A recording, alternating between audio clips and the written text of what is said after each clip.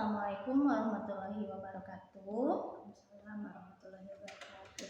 Perkenalkan, nama saya Yuli Yulianti, salah satu calon guru penggerak angkatan 11 Kabupaten Garut. Hari ini saya akan mulai melakukan aksi nyata modul 2.3, yaitu coaching untuk supervisi akademik, yang mana terdiri dari 3 siklus, yakni praobservasi, ada observasi, dan pasca observasi.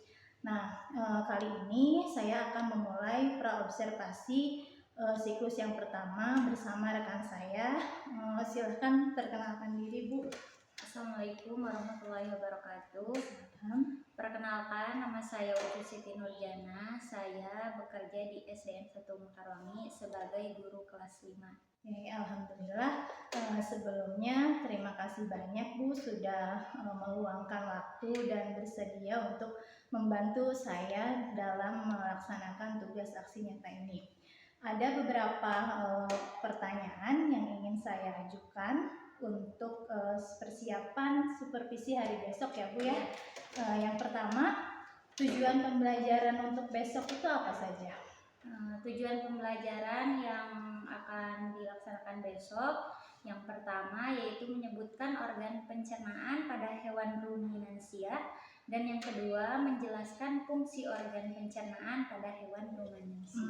Berarti ini pelajaran IPA, ya, Bu? Iya. Ya. Lalu area apa saja yang ingin Ibu kembangkan hari esok? Setelah peserta didik berdiskusi, menyelesaikan LKPD, peserta didik mampu memahami bahwa hewan ruminansia memiliki sistem pencernaan makanan yang unik, serta dapat menyebutkan organ pencernaan serta fungsinya.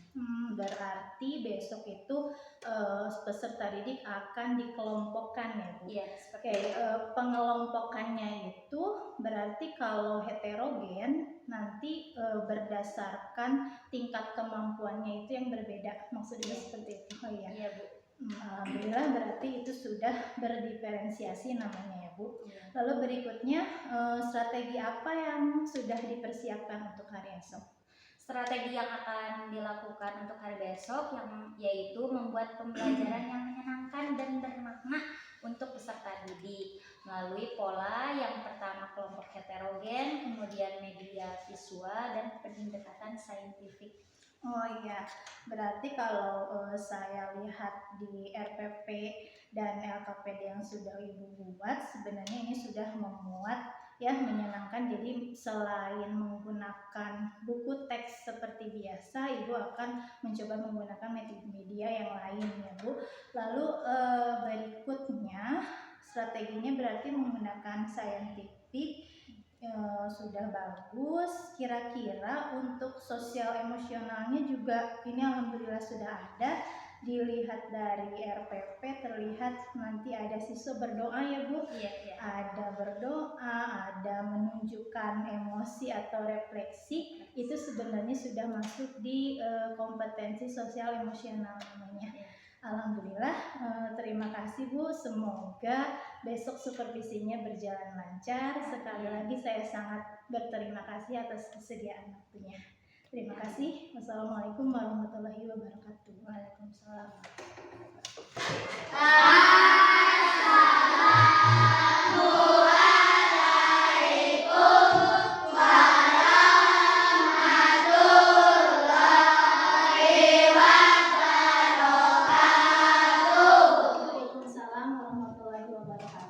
Terima kasih atas waktunya. Hari ini Ibu akan mengobservasi Bu Ucu melakukan pembelajaran di kelas kalian. Semoga kalian antusias mengikutinya dan bisa mencapai tujuan pembelajaran hari ini. Bismillahirrahmanirrahim. Assalamualaikum warahmatullahi wabarakatuh.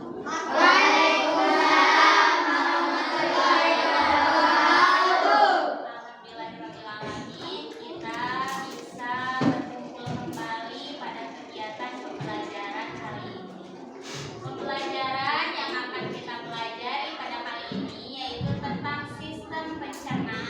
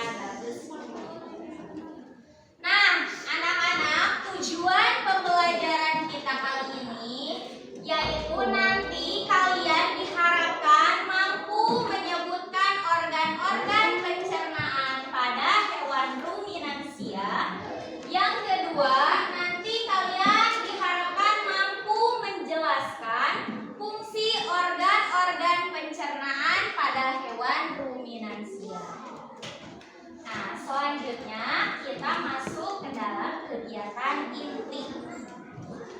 Sebelum itu, mari kita berpikir sejenak. Yang pertama, pernahkah kalian melihat hewan yang sedang makan? Apa yang terjadi dengan makanan setelah hewan tersebut menelannya? Siapa yang tahu? Dan yang ketiga, kemana perginya makanan yang hewan tersebut telan? Untuk menjawab pertanyaan ini, marilah kita simak video yang akan Ibu putar. Selamat datang di channel Sumber Belajar, media belajar masa kini. Kita akan belajar tema 3, subtema pertama, pembelajaran pertama. Sebelumnya, silahkan klik tombol subscribe dan nyalakan loncengnya agar kalian tidak ketinggalan video-video terbaru dari kami. Mari kita simak video pembelajaran berikut ini. Hewan ruminansia adalah kelompok hewan mamalia yang biasa memamah atau memakan 2 kali dan dikenal dengan hewan memamah biak. Contoh hewan ruminansia adalah sapi, kerbau, rusa, domba, kambing, dan kicang. Sistem pencernaan hewan ruminansia lebih kompleks dibandingkan pencernaan hewan lainnya. Pada hewan ruminansia terdapat 4 bagian lambung dengan fungsi yang spesifik. Selain itu, pencernaan makanan pada hewan ruminansia dibantu oleh beberapa mikrob atau bakteri dan protozoa. Mikrob tersebut dapat membantu mengenal rumput. Mekanisme pencernaan makanan pada hewan ruminansia seperti yang telah dijelaskan sebelumnya, salah satu contoh hewan ruminansia ialah sapi. Makanan seperti rumput pertama kali masuk ke dalam mulut sapi. Di dalam mulut terdapat organ-organ pencernaan seperti berikut. Yang pertama, gigi. Gigi sapi tersusun dari gigi seri yang berguna untuk memotong makanan dan gigi geraham untuk mengunyah makanan. Yang kedua, lidah. Lidah sapi berguna untuk merenggut rumput atau makanan dan mendorong makanan yang sudah dikunyah menuju lambung. Yang ketiga, saliva, merupakan cairan atau enzim khusus yang dihasilkan oleh kelenjar khusus pada sapi yang kemudian disalurkan ke dalam rongga mulut. Saliva berperan dalam proses pencernaan kimiawi.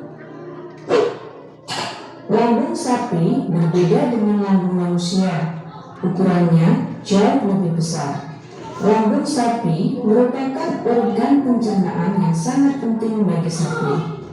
Lambung sapi terdiri atas 4 bagian, yaitu rumen, retikulum, omasum, dan agromasum. Oleh karena itu, sapi dikatakan memiliki 4 perut. Yang pertama, rumen atau perut besar. Rumen adalah tempat terjadinya pencernaan dengan bantuan mikroba atau bakteri. Di sini, makanan dicerna hingga menjadi bubur dengan gerakan mengaduk yang dilakukan oleh dinding rumen. Pada saat sapi beristirahat, makanan kembali ke mulut dan dikunyah kembali. Setelah dikunyah untuk yang kedua kalinya, makanan masuk ke retikulum atau perut jala. Yang kedua, retikulum atau perut jala. Di dalam retikulum, makanan kembali mengalami proses fermentasi dengan bantuan bakteri anaerob dan protozoa.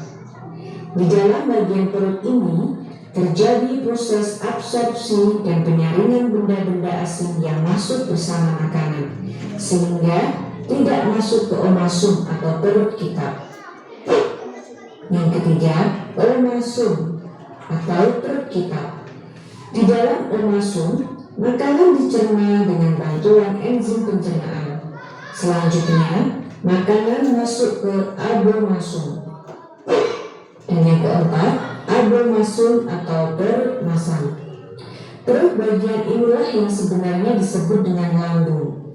Di sini, Makanan dicerna dengan bantuan enzim pencernaan pepsin yang dihasilkan oleh abomasum. Setelah melewati seluruh proses pencernaan makanan di dalam abomasum, makanan bergerak menuju usus halus. Panjang usus halus seekor sapi dewasa dapat mencapai 40 meter. Di dalam usus halus terjadi proses absorpsi dan fermentasi. Selanjutnya, sisa-sisa makanan akan dikeluarkan melalui anus. Nah adik-adik, demikian tadi penjelasan video dari kami. Jangan lupa like, share, and subscribe channel Sudah Belajar. Terima kasih.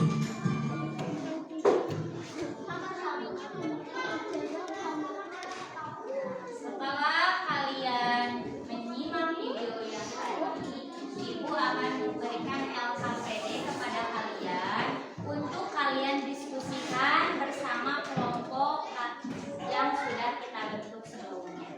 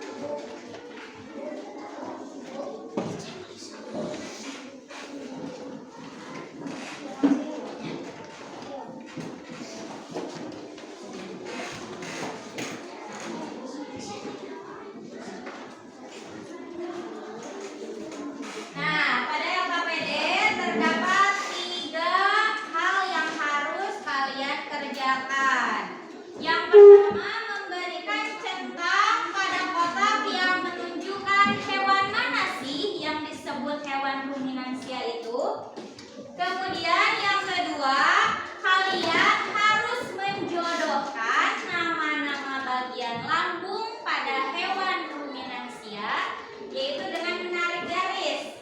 Dan yang ketiga, kalian harus mampu menjawab soal-soal yang ada pada LKPD.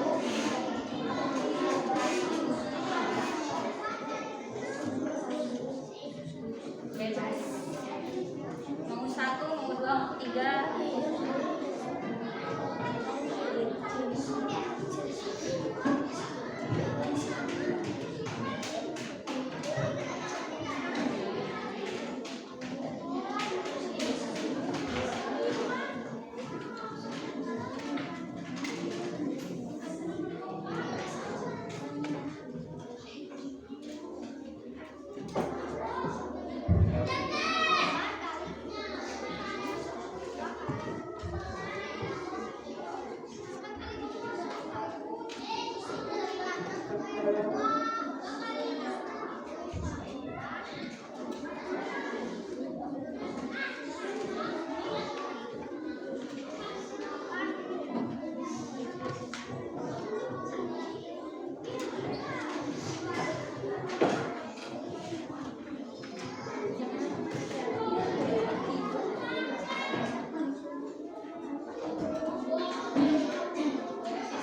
bersama kelompoknya.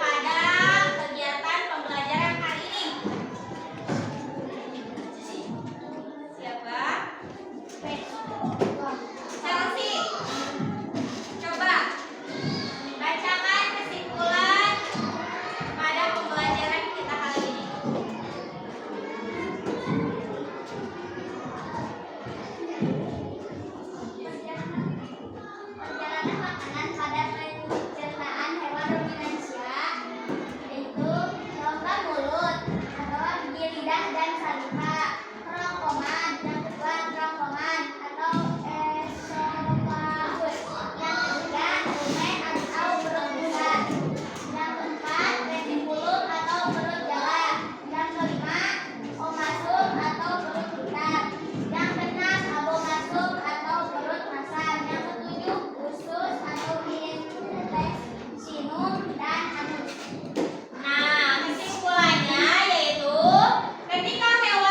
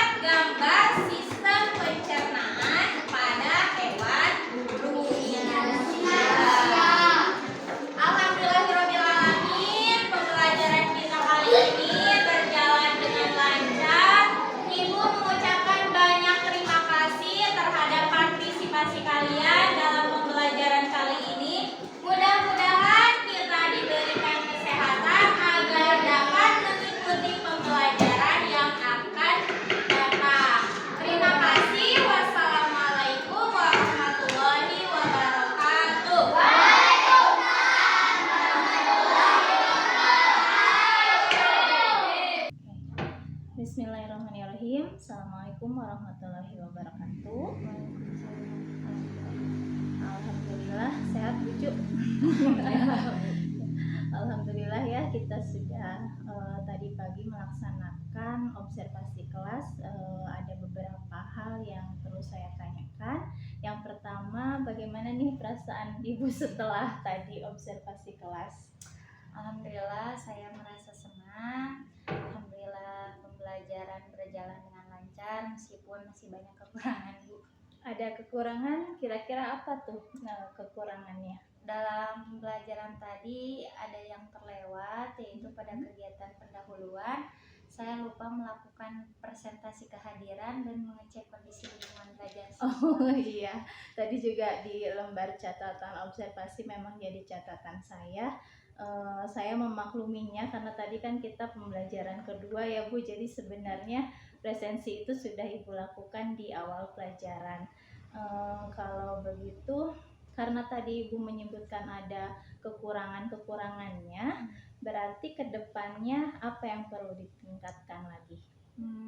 Untuk pembelajaran berikutnya yang perlu ditingkatkan yaitu persiapan untuk pembelajaran Bu, seperti RPP, LKPD, media, seperti itu.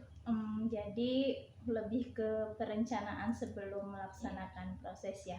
Apa ada hal yang lain tidak? Ada Bu, yaitu dalam penentuan strategi pembelajaran yang sesuai dengan kebutuhan dan minat belajar siswa. Berarti kalau yang saya tangkap mungkin ada perubahan strategi ya, atau mengganti mencoba strategi pembelajaran yang lain yang akan dilakukan. Kalau begitu, tadi itu kan sesuai RPP kita sudah melaksanakan pembelajaran yang berdiferensiasi. Menurut Ibu, pembelajaran berdiferensiasi itu sulit atau sebaliknya malah menyenangkan begitu Bu? Menurut pendapat saya pembelajaran berdiferensiasi itu menyenangkan Bu.